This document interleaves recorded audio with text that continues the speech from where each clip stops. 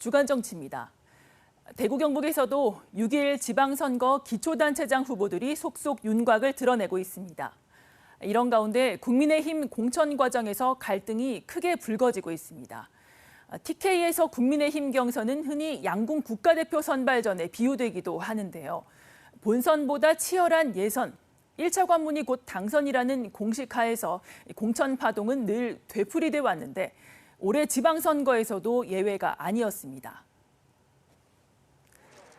국민의힘 경북 도당 앞에서 난데없는 삭발식이 벌어졌습니다. 장욱현 현 영주시장이 국민의힘 영주시장 후보 경선에서 배제된 데 항의하는 겁니다.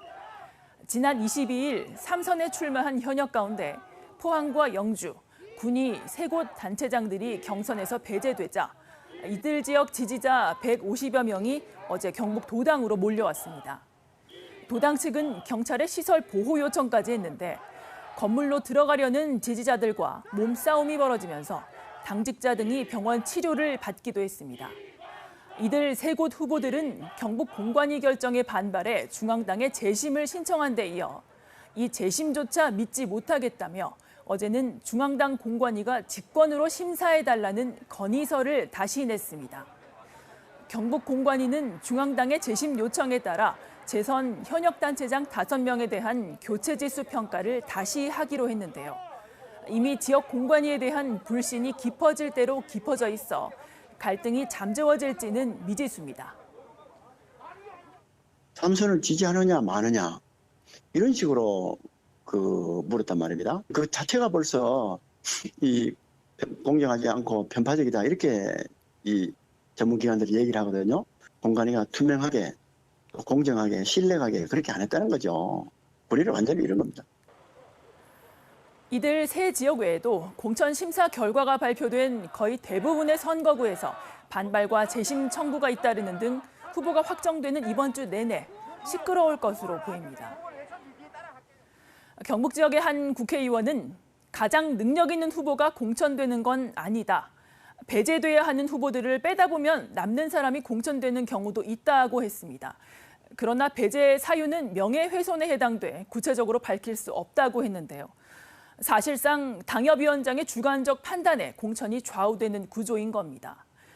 전문가들은 정당의 후보 공천에 최소한의 객관적 기준이 마련돼야 선거 때마다 되풀이되는 이런 소모적인 갈등을 줄일 수 있을 거라고 조언합니다. 한편 지난 토요일에는 홍준표 의원이 국민의힘 대구시장 후보로 최종 확정됐습니다. 홍 후보는 당원 투표와 일반 여론조사를 합산한 결과 경선 후보 중 54.95%를 얻었습니다. 여기에서 현역 출마 등 10% 감점을 받고도 49.46%를 얻어 각각 26.43, 18.62%를 얻은 김재원, 유영하 후보를 눌렀습니다. 이른바 윤심, 박심이 어디까지일지 관심을 모았지만 역부족이었고 두 후보 간 단일화가 막판에 불발된 것도 홍 후보 대세를 굳혔습니다. 홍준표 후보는 오늘 지역구인 수성을 국회의원직을 사퇴했습니다. 이로써 수성을 국회의원 보궐선거가 6일 지방선거와 함께 치러지게 됐습니다. 홍 후보에 며칠 앞서 더불어민주당 대구시장 후보로 확정된 서재현 후보, 어제 기자회견에서 본격적인 홍준표 후보 견제에 나섰습니다. 서 후보는 홍 후보가 28년간 대구를 GRDP 꼴찌로 만든 정당의 대표였다.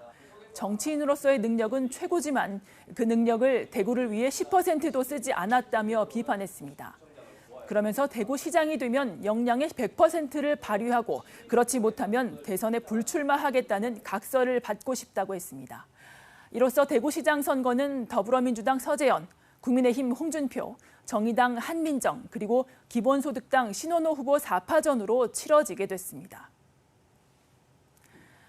이 두 명은 만 18세, 올해 대학생이 된 새내기들입니다. 하지만 이번 지방선거에 출마한 엄연한 예비 후보들이기도 한데요.